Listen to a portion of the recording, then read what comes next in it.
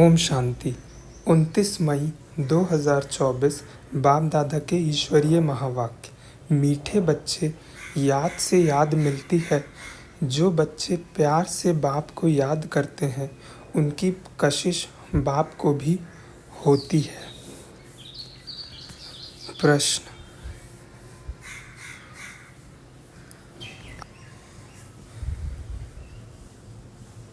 तुम्हारे परिपक्व अवस्था की निशानी क्या है?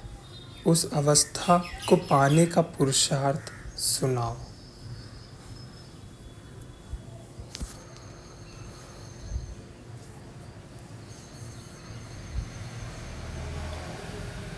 उत्तर: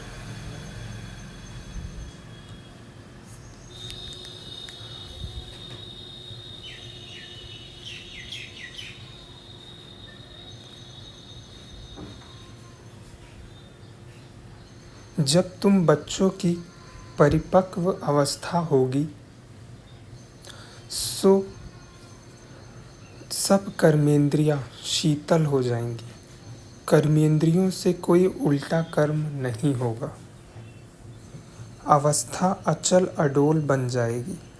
इस समय की अडोल अवस्था से 21 जन्म के लिए कर्मेंद्रियां वश हो जाएंगी। इस अवस्था को पाने के लिए अपनी जांच रखो। नोट करने से सावधान रहेंगे। योग बल से ही कर्मेंद्रियों को वश करना है।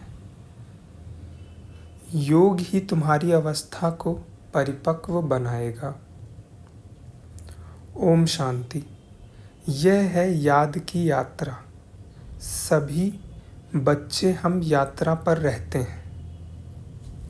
सिर्फ तुम यहाँ नज़दीक में हो। जो जहाँ भी हैं बाप को याद करते हैं तो वह ऑटोमेटिकली नज़दीक आ जाते हैं। जैसे चंद्रमा के आगे सितारे बहुत नज़दीक होते हैं, कोई बहुत चमकते हैं, कोई नज़दीक कोई दूर भी होते हैं।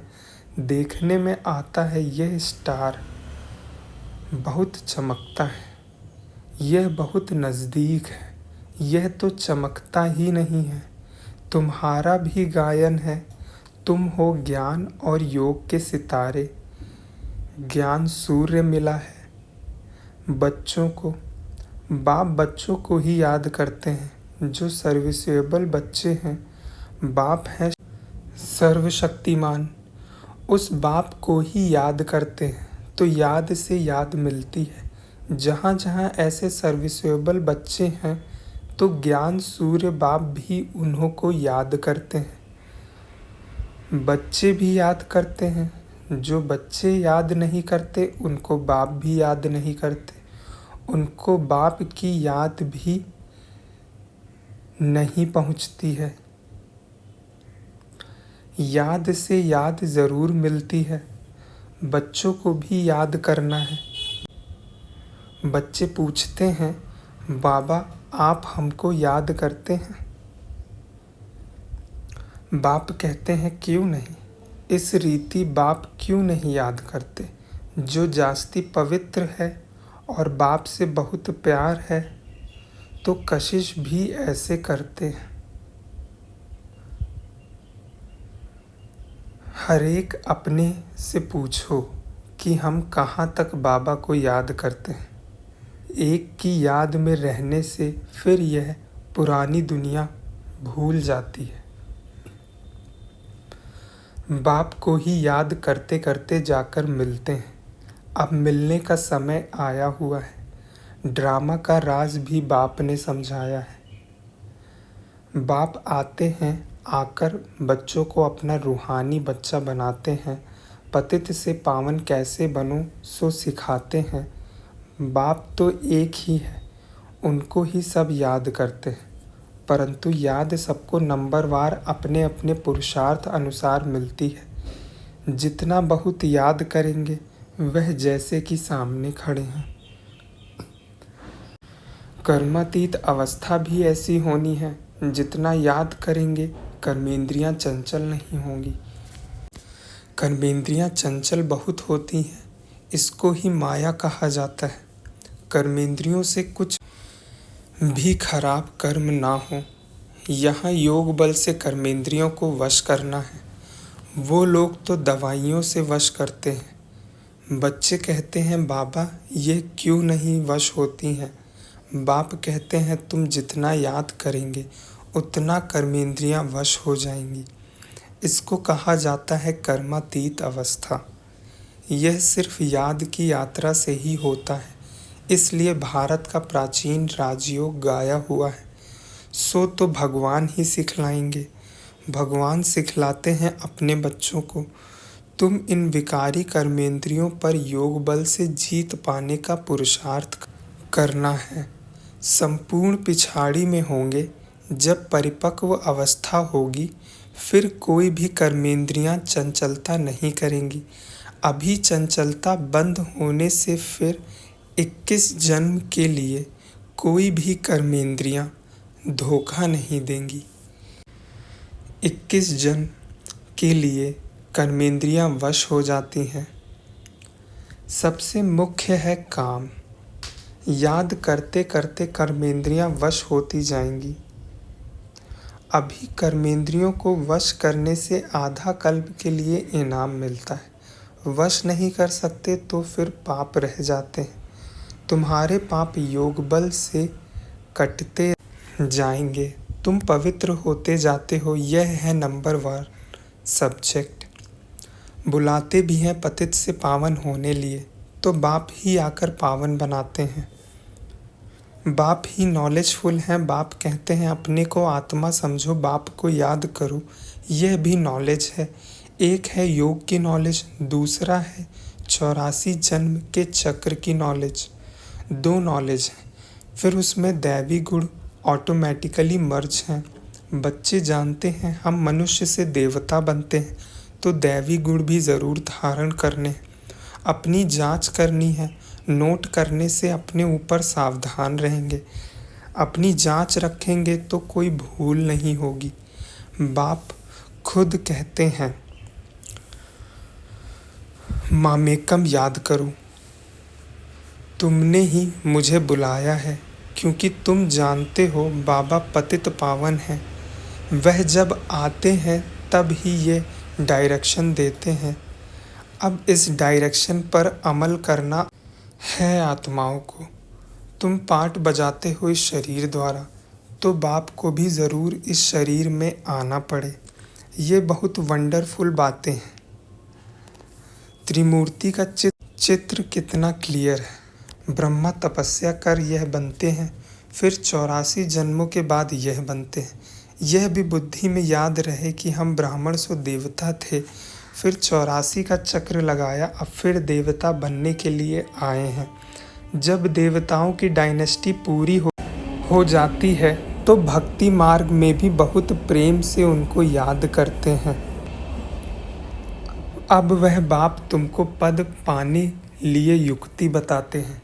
याद भी बहुत सहज है। सिर्फ सोने का बर्तन चाहिए। जितना पुरुषार्थ करेंगे उतनी पॉइंट्स इमर्ज होंगे। ज्ञान भी अच्छा सुनाते रहेंगे। समझेंगे जैसे बाबा हमारे में प्रवेश कर मुरली चला रहे हैं। बाबा भी बहुत मदद करते हैं। औरों का भी कल्याण करना है। वह भी ड्रामा में नूंद है। 1 सेकंड ना मिले दूसरे से, टाइम पास होता जाता है। इतने वर्ष इतने मास कैसे पास होते हैं। शुरू से लेकर टाइम पास होता आया है। यह सेकंड फिर 5000 वर्ष बाद रिपीट करेंगे। यह भी अच्छी रीति समझना है और बाप को याद करना है जिससे विकर्म विनाश हो। और कोई उपाय नहीं। इतना समय जो कुछ करते आए हो वह सब थी भक्ति। कहते भी हैं भक्ति का फल भगवान देंगे। क्या फल देंगे, कब और कैसे देते हैं, यह कुछ भी पता नहीं है। बाप जब फल देने के लिए आवे तब लेने वाले और देने वाले इकट्ठे हों। ड्रामा का पार्ट आगे चलता जाता है। सारे ड्रामा में अभी यह है अंतिम लाइफ। हो सकता है कोई शरीर भी छोड़ दे और कोई पार्ट बजाना है तो जन्म भी ले सकते हैं। किसका बहुत हिसाब किताब होगा। तो जन्म भी ले सकते हैं। किसके बहुत पाप होंगे तो घड़ी घड़ी एक जन्म ले, फिर दूसरा तीसरा जन्म लेते छोड़ते रहेंगे।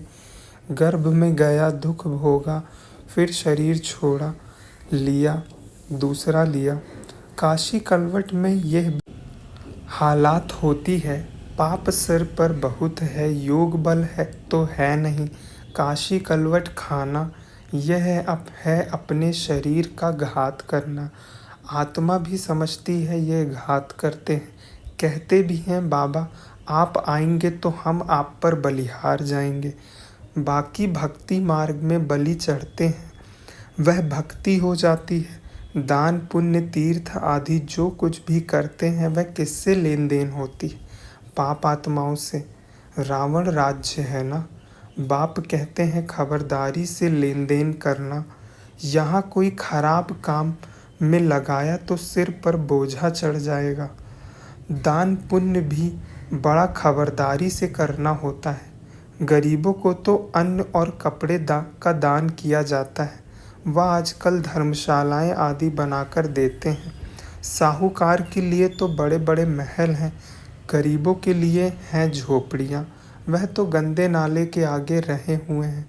उस कीचड़ की खाद बनती है जो बिकती है, जिस पर फिर खेती आदि होती है। सतयुग में तो ऐसे किचड़े आदि पर खेती नहीं होती है। वहाँ तो नई मिट्टी होती है। उसका नाम ही है पैराडाइज। नाम भी गाया हुआ है पुखराज परी, सब्ज परी। रत्न है ना। कोई कितनी सर्विस करते हैं, कोई कितनी करते हैं। कोई कहते हैं हम सर्विस नहीं कर सकते। बाबा के रत्न तो सभी हैं, परंतु उनमें भी नंबरवार पुरुषार्थ अनुसार जो फिर पूजे जाते हैं। पूजा होती है देवताओं की। भक्ति मार्ग में अनेक पूजाएं होती हैं। वह सब ड्रामा में नूंद है जिसको देखकर मज़ा आता है। हम एक्टर्स इस समय तुमको नॉलेज मिलती है, तुम बहुत खुश होते हो, जानते हो भक्ति का भी पार्ट है। भक्ति में भी बड़ा खुश होते हैं। गुरु ने कहा माला फेरो, बस उस खुशी में फेरते ही रहते हैं। समझ कुछ भी नहीं। शिव निराकार है, उसको भला दूध पानी आदि क्यों चढ़ाते हो? मूर्तियों को भोग लगाते हैं, वह कोई खाती थोड़ी है। भक्ति का पेशगीर विस्तार कितना बड़ा है। भक्ति है झाड़, ज्ञान है बीज। रचता और रचना को सिवाय तुम बच्चों के कोई और नहीं जानते। कोई बच्चे तो अपनी हड्डियां भी सर्विस में स्वाहा करने वाले। तुमको कोई कहते हैं ये तुम्हारी कल्पना है। अरे ये तो वर्ल्ड की हिस्ट्री ज्योग्राफी रिपीट होती, कल्पना रिपीट थोड़े ही होती। यह तो नॉलेज है, ये है नई बातें नई दुनिया के लिए। भगवानुवाच, भगवान भी नया, उनके महावाक्य भी नए। वह कहते हैं कृष्ण भगवानुवाच, तुम कहते हो शिव भगवानुवाच। हर एक की अपनी अपनी बातें हैं, एक न मिले दूसरे से। यह है पढ़ाई। स्कूल में पढ़ते हो, कल्पना की तो बात ही नहीं। बाप है ज्ञान का सागर, नॉलेजफुल। जबकि ऋषि मुनि भी कहते हैं हम रचता रचना को नहीं जानते। उन्हों को यह नॉलेज कहाँ से मिले, जबकि आदि सनातन देवी देवता ही नहीं जानते। जिन्होंने जाना उन्होंने पद पाया। फिर जब संगम युग आए तब बाप आकर समझाए। नए नए इन बातों में मूंझते हैं, कहते हैं बस तुम इतने थोड़े ही राइट हो, बाकी सब झूठे हैं। तुम समझाते हो गीता जो माई बाप है उसे ही खंडन कर दिया है। बाकी सब तो है रचना, उनसे वर्षा मिल ना सके।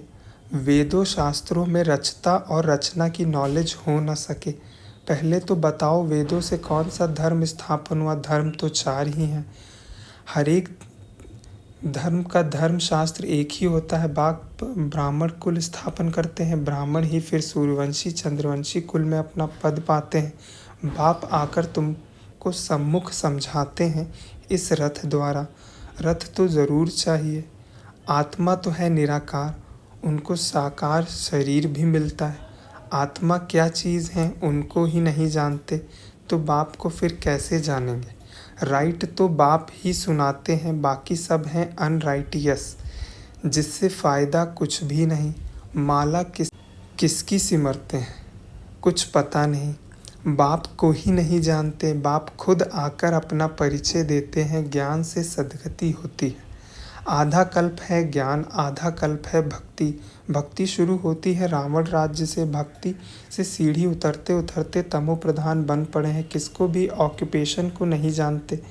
भगवान की कितनी पूजा करते हैं, जानते कुछ भी नहीं। तो बाप समझाते हैं इतनी ऊंच पद पाने के लिए अपने आप को आत्मा समझना है और बाप को याद करना है, इसमें है मेहनत। अगर किसी की बुद्धि मोटी है, मोटी बुद्धि से याद करें, परंतु याद एक को ही करें। गाते भी हैं बाबा आप आएंगे तो आपसे ही बुद्धि योग जोड़ेंगे। अब बाप भी आए हैं, तुम सब किससे मिलने आए हो? जो प्राण दान देते हैं, आत्मा को अमर लोक में ले जाते हैं। बाप ने समझाया है काल पर जीत पहनाता हूँ, तुमको अमर लोक में ले जाता हूँ। दिखाते हैं ना, अमर कथा पार्वती को सुनाई। अब अमरनाथ तो एक ही है, हिमालय पहाड़ पर बैठे थोड़ी ही कथा सुनाएंगे। भक्ति मार्ग की हर बात में वंडर लगता है। अच्छा मीठे मीठे सिखलते बच्चों प्रति माता पिता बाप दादा का याद प्यार और गुड मॉर्निंग। रूहानी बाप की रूहानी बच्चों को नमस्ते। हम रूहानी बच्चों की रूहानी बाप दादा को याद प्यार, गुड मॉर्निंग और नमस्ते। धारणा के लिए मुख्य सार, योग बल से कर्मेंद्रिय जीत बन संपूर्ण पवित्र बनना है। इस अवस्था को पाने के लिए अपनी जांच करते रहना है। दूसरा, सदा बुद्धि में याद रखना है कि हम ब्राह्मण सो देवता थे, अब फिर देवता बनने के लिए आए हैं, इसलिए बहुत खबरदारी से पाप और पुण्य को समझकर लेन देन करनी है। वरदान,